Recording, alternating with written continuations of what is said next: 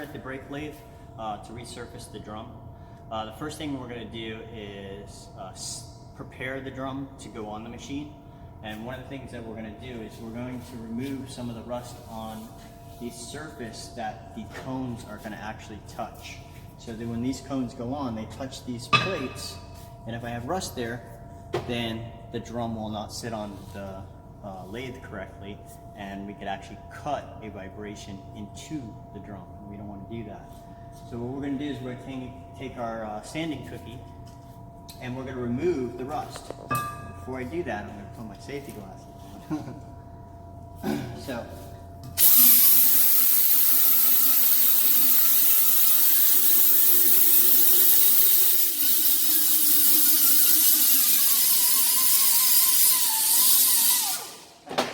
all the rust so it's nice and smooth, and now when that cone sits on there, it sits on there nice and flat. I'm going to do the same thing to the inside because I'm also going to have a cone inside here.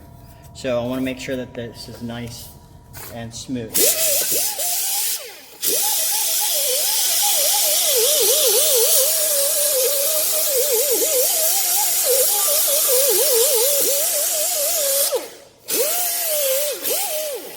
Okay, so now you can see it's nice and smooth inside there. So when that cone sits in there, it's going to be nice and flat, and there's no rust in between the cone and the drum. Alright, the next thing we're going to do is we're actually put it onto the machine. And when it goes on, the first thing we do is we slide a cone on. That's going to go to the outside of our drum. After that cone is on, we'll take a spring and slide the spring on. And then we're going to do our inside cone. The inside cone has to match up with the hub hole. So you want to find a cone that fits in there, like so. It doesn't go through. And then I'll slide that on. Then I can slide my entire drum assembly on. Put my cone to the outside, a spacer, and then my lock nut. And when the lock nut goes on, these are left-handed threads, so you want to make sure that you're going the correct direction. Don't forget that they're left-handed threads. Once I have it all set up on the brake lathe, it's going to be set up like this. You can see I put a rubber band on. This rubber band is going to absorb the vibration. That's going to cause, if I cut without the band on, I'll have vibrations that will actually be cut into the surface, and it will kind of look like a record. I don't want that to happen because that's going to give me a noise. So I put this rubber band on that absorbs the vibration, so I have a nice smooth cut. Once I got it all set up and tightened down, I'm going to go ahead and turn the machine on, and I'm going to look and make sure that it's not wobbling. I don't want this, I want to make sure that the drum is on there nice and true. So it's kind of hard to visually see because this band is all over the place and it looks like it's moving, but if you look at just the drum and you put it against a fixed surface, you can see that it's pretty straight. So I know I have it mounted correctly. Once I have it mounted correctly, I'm going to use the drum portion of the lathe, which actually uses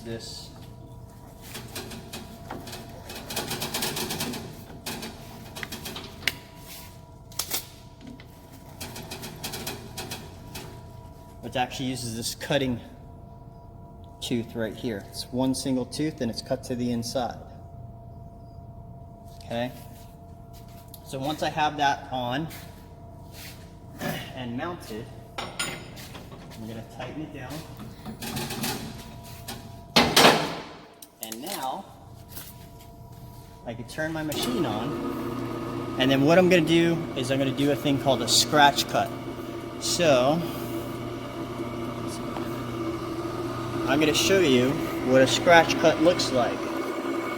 So there you can see that's my tooth, and I'm going to walk this machine out using the handle, and that's going to pull that tooth closer to the drum.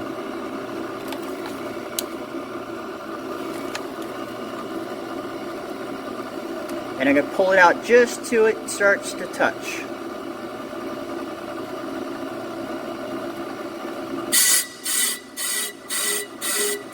like that. So you hear it scratching, so it's called a scratch cut.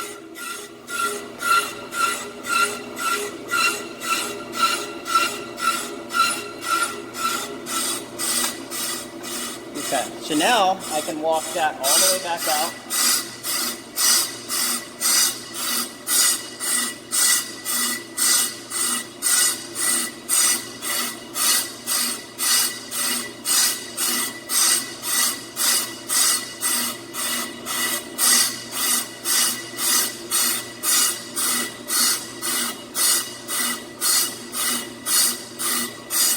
And I'm doing it very slowly because at the edge of the drum there's a ridge and I want to cut that ridge off.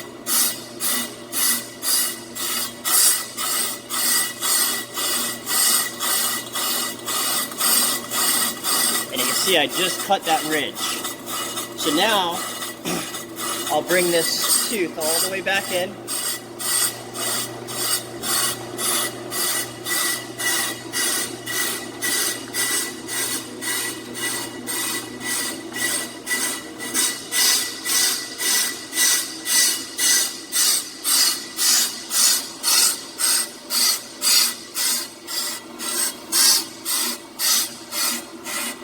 Now I'm going to bring it all the way to where the wear surface ends.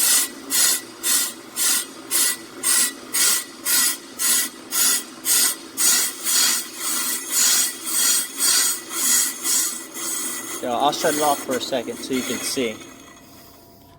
Okay, so you can see down in here where that wear surface ends. See where that rust is? That's where that wear surface ends. So I want to make sure that I'm cutting into the beginning of that rust, because I know that that is the beginning of the wear pattern.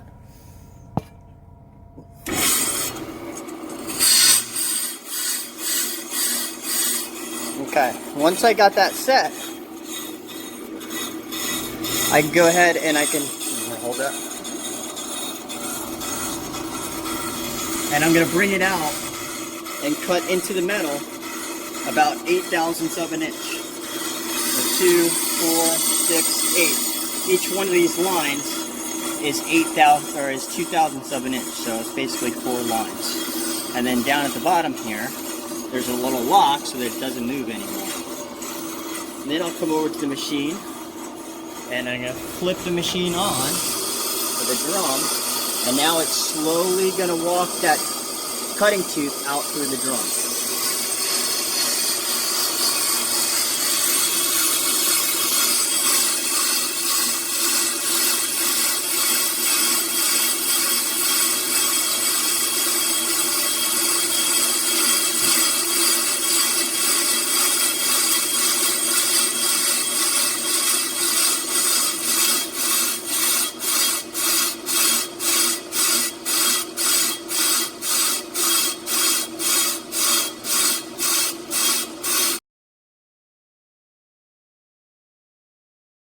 Okay, so we finished the cutting of the rotor, and I wanted to show you guys what it looks like. So if you look inside here, you can see that we cut all the way across. You can see that there's no marks. It's a clean cut. But if I rub my finger across it, you can see all of the metal shavings that are left behind. Now I don't want to put that back on, because then all those shavings will get into my shoe material, and then it's metal on metal. That's not going to be good. So what we're going to do is we're going to wash all that down. So we're going to use brake clean. I'm going to take the brake clean, I'm going to turn this back on. And basically I'm just going to spray inside there. Get it all down. And then I usually follow behind with a little rag to pick it all up. And you can see all the material I picked up.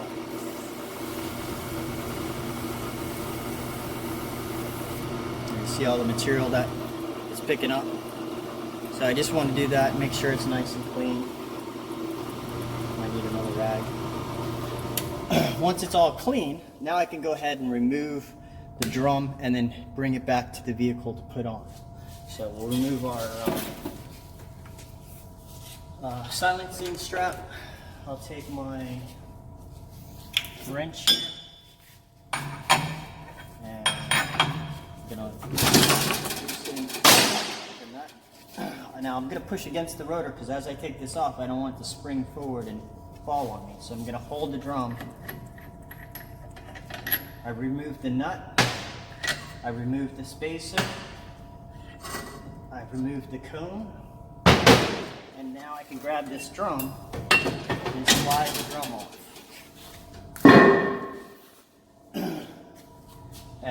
Just so you guys want to see what it looked like before it was set up, here's that cone that was going through the center of the hub. Behind it was a spring, and then this is the other cone for the inside. Alright, so we'll head back over to the truck, and then we'll put this on and adjust the brakes up. Okay, so now we're going to do the reassembly of the hub to the drum. So basically, I put my hub upside down on the ground here, so you can see the hub right here. And then I'm going to take my drum, put it over my hub while lining up the holes for the wheel studs, like so. So you can see how the holes line up now. Now I can take my wheel stud and slide them down. Now when I do that, these studs have teeth on them, and those teeth are inside the hub and are going to have to line up. So when I stick it down there, I'm going to twist it around a little bit until it falls into its notch and the teeth align, like so. So I'll send them down in there.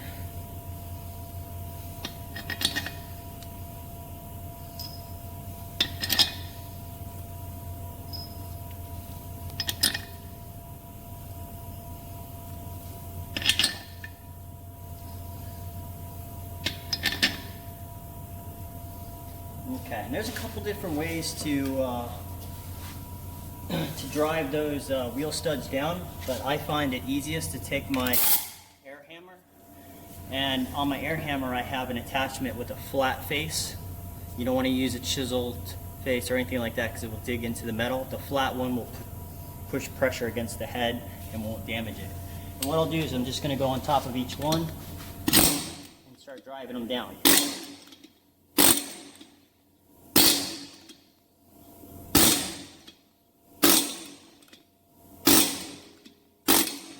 So now you can see they haven't drilled all the way down. They're still just a little bit hanging up. That means I'm going to have to hit it harder. So this is where you're going to see it drive in. There we go.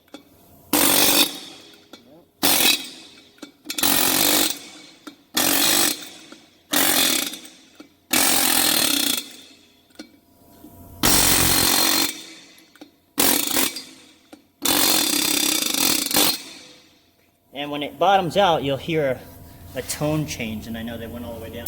Also, I can try to put my fingernail underneath the head, and I shouldn't be able to get my fingernail under there. So this has all been drive down. I have my wheel studs through, and now you can see my hub is attached and not going anywhere. So now we can take this drum and we'll go back and reassemble it onto the axle.